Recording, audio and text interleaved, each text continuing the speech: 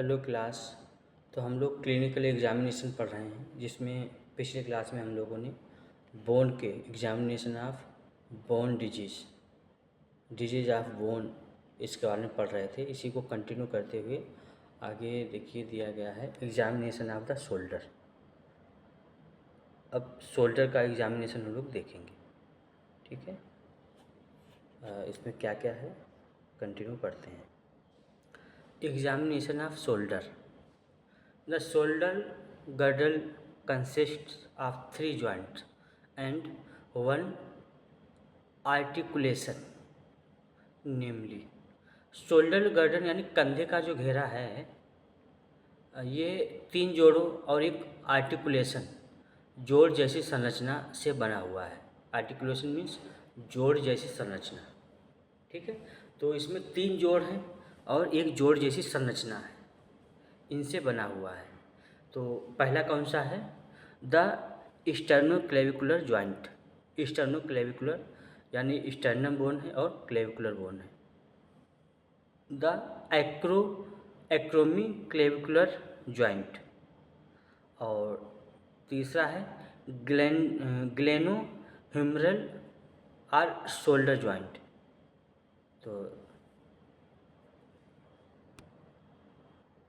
तो acromion bone और clavicular bone जुड़ती है तो इसको एक्रोमियो क्लेविकुलर जॉइंट कहते हैं। और ग्लेनोह्यूमरल यानी आपका ह्यूमरस और स्कैपुला इसमें जुड़ता है तो ये ग्लेनोह्यूमरल जॉइंट कहलाता है।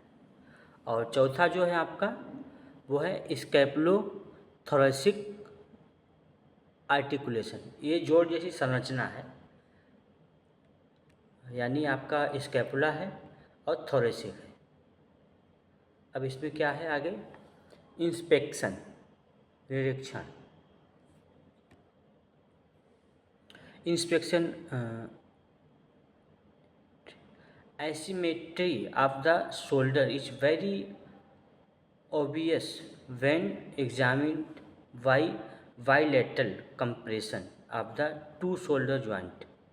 दोनों कंधों के दोनों जोड़ एक साथ दबाकर जांचने पर कंधे में असंतुलन, एसिमेट्री साफ दिखाई देता है। यानी दोनों कंधों को एक साथ दबाएंगे तो दोनों कंधों में असंतुलन दिखाई देगा, पता चलेगा आपको। This may be very easily notice when the arm is hanging down the side if it is internally rotated and adducted as in Erb's palsy, like a waiter receiving a tip। इसे तब आसानी से देखा जा सकता है जब हाथ बगल में लटका हो और अंदर की ओर मुड़ा हो और शरीर के करीब हो, मतलब शरीर के अडक्टेड मतलब शरीर के पास में हो, जैसा कि अब्स पाल्सी में होता है। जैसे कोई वेटर टिप ले रहा हो, जैसे कोई वेटर टिप लेता है वैसे। The deltoid region is next inspected as it is normally full and round but may be vacant as in cases of anterior shoulder dislocation। इसके बाद डेल्टाइड हिस्से की जांच की जाती है। यह आमतौर पर भरा हुआ और गोल होता है, लेकिन कंधे के आगे की ओर खिसकने के मामले में यह खाली लगने लगता है। यानी कंधा जब आगे खिसक गया है, डिसलोकेटेड हो गया है, तो ये ऐसा लगेगा कि ये डिसलोकेटेड हो गया, खाली जगह हो गई है। The arm is the held slightly away from the trunk. फिर हाथ को धड़ से दूर रखा जाता है, यानी हाथ अभी पास में था, आप थोड़ा दूर ले जाते हैं।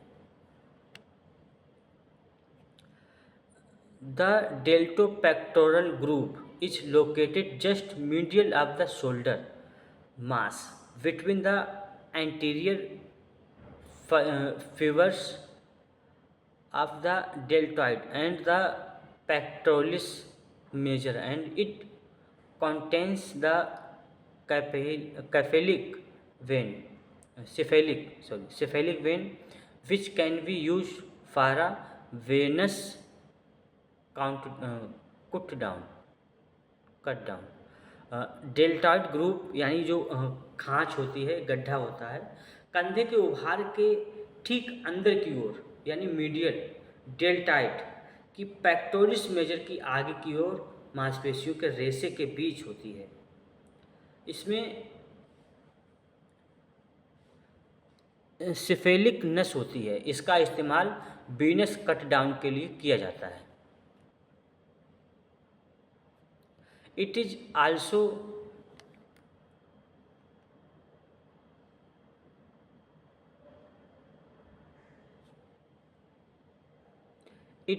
also a very important site for incisions in the shoulder region।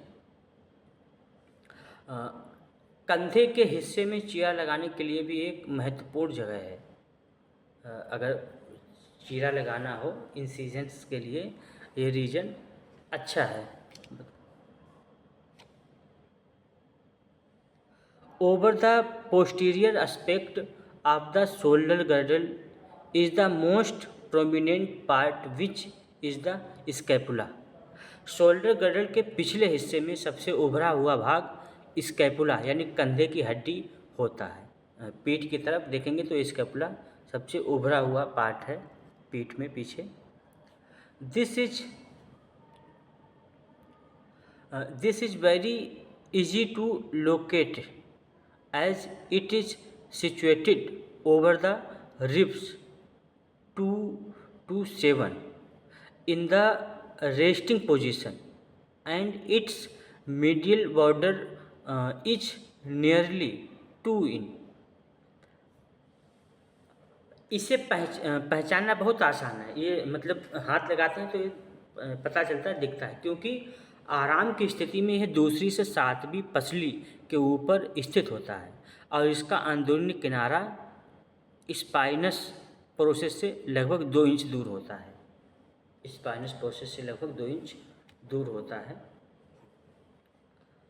Occasionally the scapula has only partially descended from the neck to the thorax, resulting in a springal deformity। कभी कभी स्कैपुला गर्दन से थोरेक्स यानी छाती तक पूरी तरह नहीं उतर पाता, जिससे स्प्रिंगल्स डिफॉर्मिटी हो जाती है।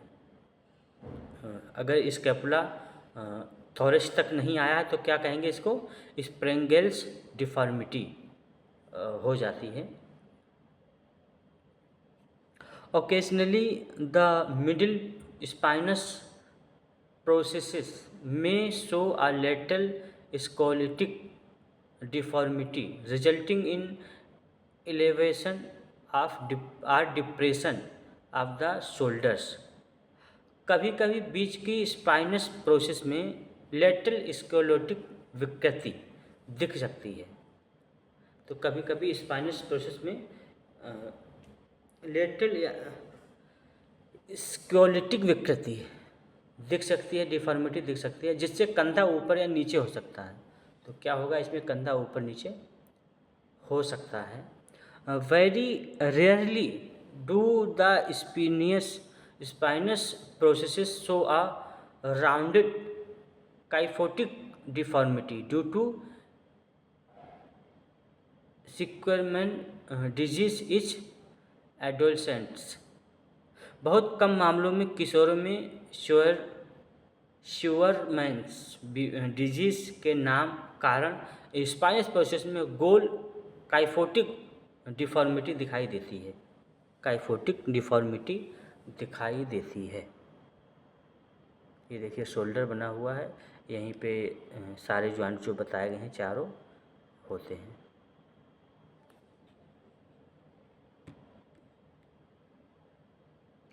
पल्पेशन यानी जांचना, टटोल कर जांचना, यानी हाथ लगाकर उसका जांचना है, उसको देखना है, देखते हैं टटोल कर। Bony landmark can be palpated systematically by uh, beginning from the super sternal नोच। हड्डी के निशानों को सुप्रा स्टर्नल नोच से शुरू करके व्यवस्थित तरीके से टटोला जाता है, यानी सुप्रा स्टर्नल से नोच से हड्डी को टटोलते हैं हाथ से। The joint that is immediately lateral is the sternoclavicular joint, which is best appreciated when palpated bilaterally. इसके ठीक बगल में जोड़ होता है, वह स्टर्नोक्लेविकुलर यानी स्टर्नम और क्लेविकुलर जॉइंट है। इसे दोनों तरफ एक साथ टटोलने पर सबसे अच्छी तरह महसूस किया जा सकता है। दोनों तरफ यदि टटोलते हैं तो इसको देख सकते हैं। The clavicle is normally slightly superior to the manubrium sternum and it rise from it. Clavicle collar bone आमतौर पर मेनुब्रियम स्टर्नम से थोड़ी ऊपर होती है और वहीं से ऊपर की ओर उठती है।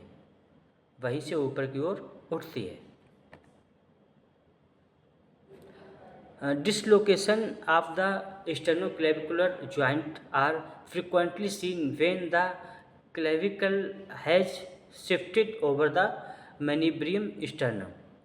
स्टेर्नोक्लेविकुलर जॉइंट का अपनी जगह से अगर हट जाता है तो डिसलोकेटेड हो जाता है। तो ये अक्सर देखा जाता है कि जब क्लेविकल खिसककर मेनिब्रियम स्टर्नम के ऊपर आ जाती है, क्या होता है, क्लेविकल जो खिसकने के बाद मेनिब्रियम स्टर्नम के ऊपर आ जाती है।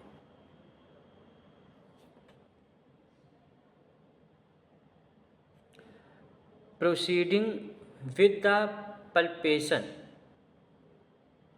laterally, the clavicle represents a medial convex smooth surface which is well felt in its full length, becoming concave at its lateral end. बगल की ओर लेटरल दिशा में टटोलते हुए क्लेविकल की सतह बीच में उभरी हुई, कॉन्वेक्स और चिकनी महसूस होती है, जो पूरी लंबाई में अच्छी तरह महसूस की जा सकती है और अपने बाहरी सिरे यानी लेटरल एंड पर अंदर की ओर मुड़ी हुई कॉनकेव की हो जाती है, कॉनकेव शेप में हो जाती है। The lateral end of the clavicle forms the coracoid process which faces anterolaterally and lies deep under cover of the pectoralis major muscles.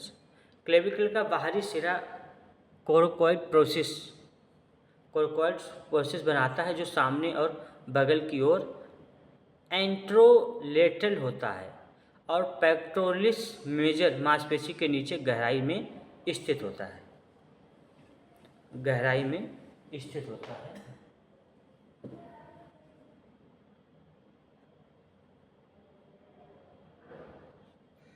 The acromioclavicular joint lies immediately lateral to the coracoid process and can be easily felt by asking the patient to flex and extend his or her shoulder several times. Acromioclavicular joint ठीक कोरकोइड process के बगल में होता है और इसे आसानी से महसूस किया जा सकता है। अगर मरीज से उसके कंधे को कई बार मोड़ने और सीधा करके फ्लेक्स एंड एक्सटेंड के लिए कहा जाए, तब इसको आसानी से महसूस कर सकते हैं। एक्रोमियोक्लेविकुलर जॉइंट ठीक क्लॉकवाइज प्रोसेस के बगल में होता है। इसको कब महसूस कर सकते हैं? जब मरीज से उसके कंधे को कई बार मोड़ने और सीधा करने के लिए कहा जाए। This joint This joint may be prominent and tender is dislocations of the lateral end of the clavicle. Clavicle के बाहरी सिर के डिसलोकेशन में यह जोड़ उभरा हुआ और छूने पर दर्दनाक हो सकता है।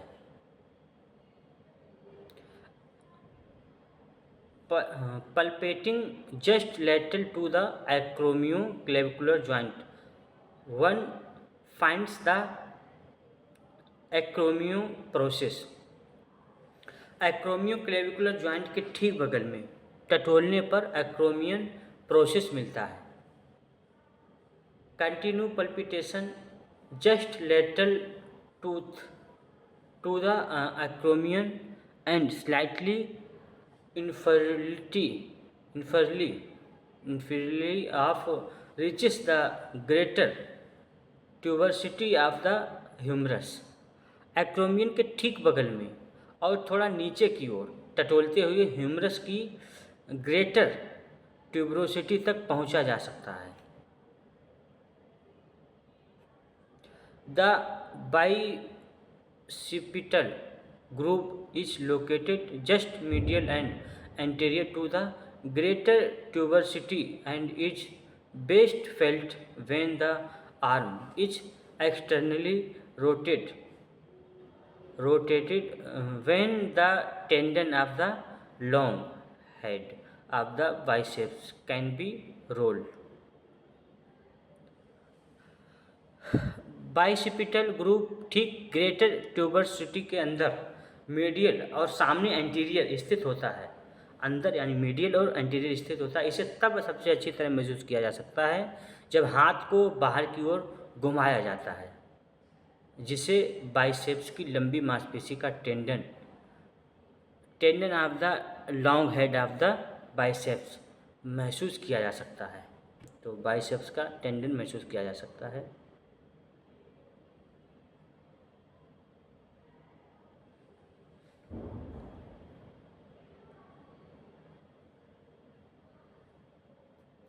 The medial border of the scapula is about 2 inches from the spinous process of the thoracic vertebra, and the triangle at the medial end of the spine of the scapula is at L3 level।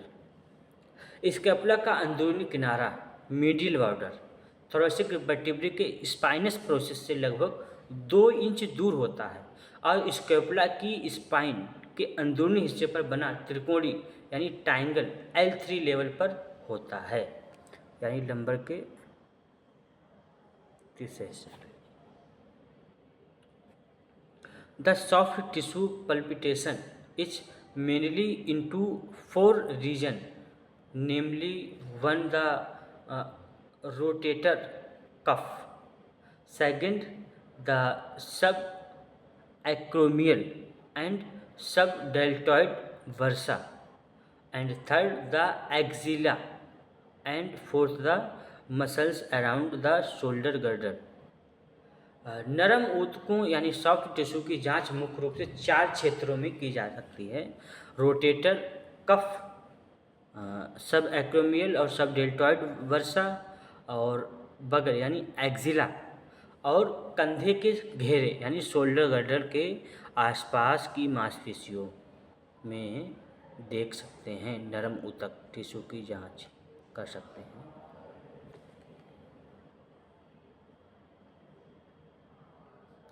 The rotator cough,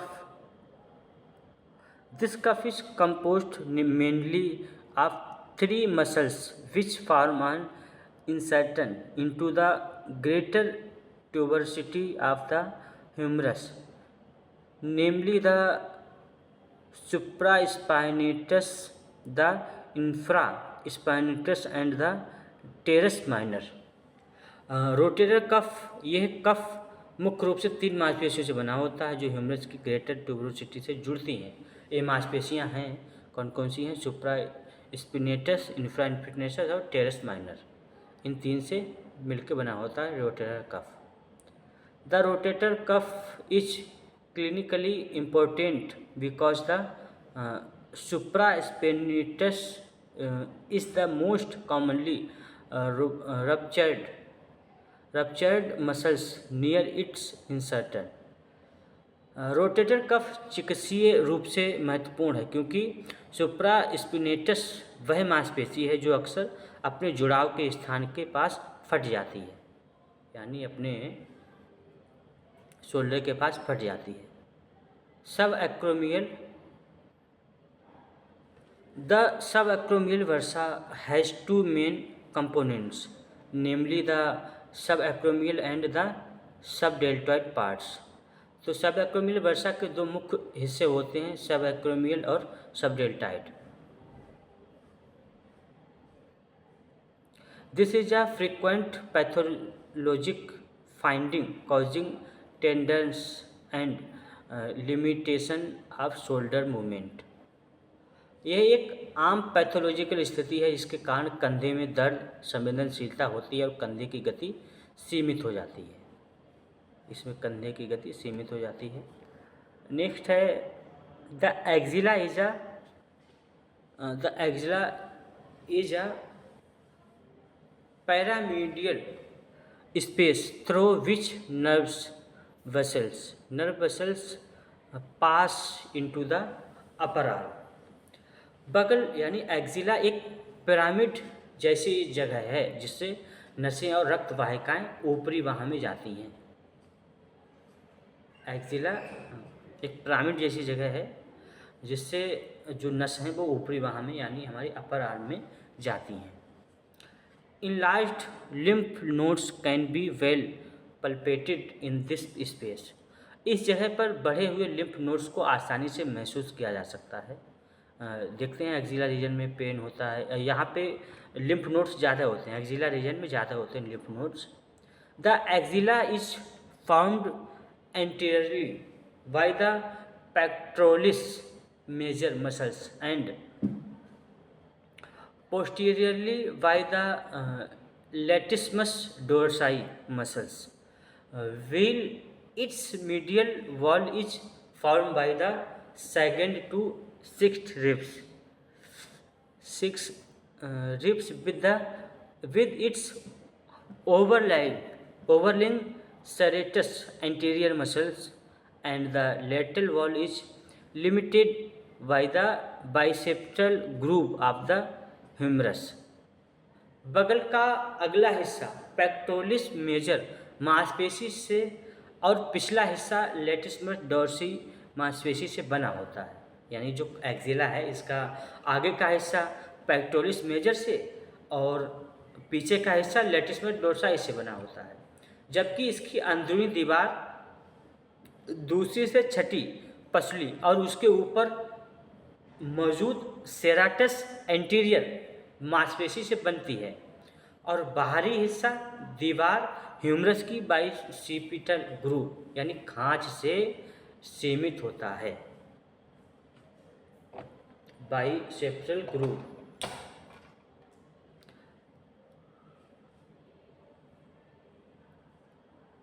The shoulder joint is the apex of the pyramid and the axilla is supplied by the brachial plexus and the axillary arteries. कंधे का जोड़ pyramid का सबसे ऊपरी सिरा होता है और बगल को ब्रैकियल प्लेक्सिस और एक्सिलरी धमनी में से रक्त और तंत्रिकाएं मिलती हैं। यानी एक्जिला में ब्रैकियल प्लेक्सिस एक्सिलरी धमनियों से रक्त सप्लाई होता है एक्जिला रीजन में। The muscles of the shoulder girdle the sternocleidomastoid is palpated on the side opposite to which the head is turn and is mainly important for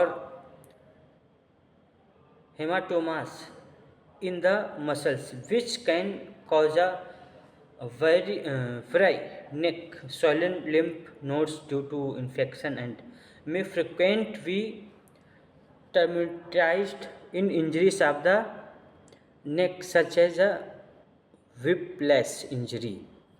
whiplash injury तो क्या बोल रहा है कि कंधे के घेर यानी शोल्डर गर्डल जो है इसकी मांसपेशियां स्टर्नोक्लेडोमास्टाइड मांसपेशी को उस तरफ महसूस किया जा सकता है जिस तरफ सिर नहीं घुमाया जा गया, यानी सिर तरफ जिस तरफ नहीं घुमाया गया है उस तरफ। यह मांसपेशी मुख्य रूप से तब महत्वपूर्ण होती है जब इसमें हेमेटोमा यानी खून का थक्का हो, जिससे गर्दन टेढ़ी हो सकती है।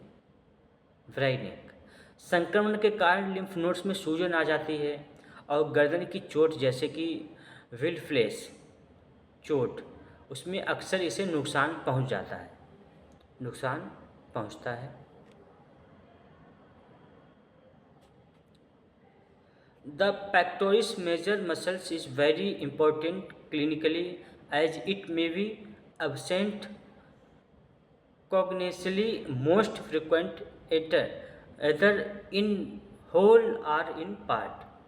पैक्टोरिस मेजर मांसपेशी चिकित्सीय रूप से बहुत महत्वपूर्ण है क्योंकि यह जन्म से ही अनुपस्थित होती है, अक्सर पूरी तरह या आंशिक रूप से ये अनुपस्थित होती है। ओके, आंशिक, कई बार पूरी तरह से, कई बार आंशिक रूप से।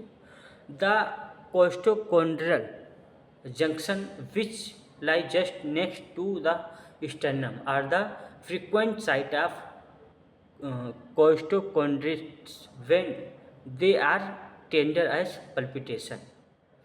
कोस्टोकोंड्रल जंक्शन मांसपेशियां और अयुपास्थि के जोड़ जो स्टर्नम के ठीक बगल में होते हैं, स्टर्नम बोन है उसके बगल में होते हैं, अक्सर कोस्टोकोंड्राइटिस यानी सोइलन की जगह होते हैं जब छूने पर उनमें दर्द या कोमलता महसूस होती है। The biceps muscles is palpated with the elbow in rested flexion and can be seen curled up in the midarm when the long head of the biceps is turned। Biceps मांसपेशियों को कोहनी की प्रतिरोधी के साथ मोड़कर महसूस किया जा सकता है और जब बाइसेप्स का लंबा सिरा फट जाता है तो इसे बाहाँ के बीच में मुड़ा हुआ देखा जाता है। बाहाँ के बीच में the long head of the biceps may be involved is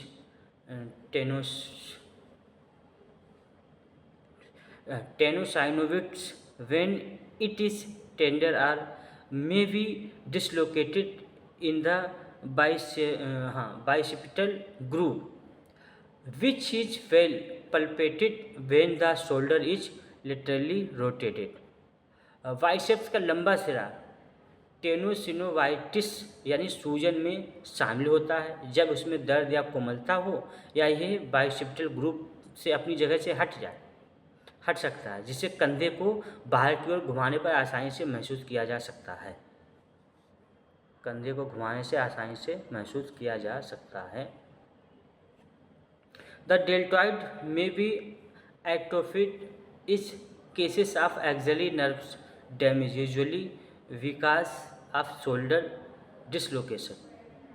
axillary तंत्रिका के नुकसान के मामलों में डेल्टॉइड मांसपेशी कमजोर या सिकुड़ जाती है, जो आमतौर पर कंधे के अपनी जगह से हटने के कारण होती है।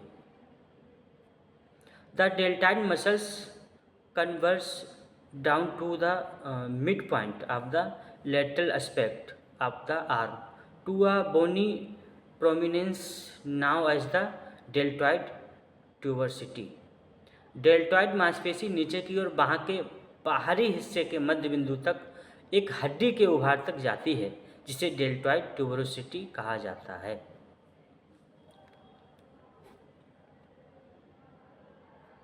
The trapezius is a fan shaped muscles which extends from the occiput along the spinous process of the cervical spine into the clavicle acromion and the spine of the scapula, where each merges into the origin of the deltoid.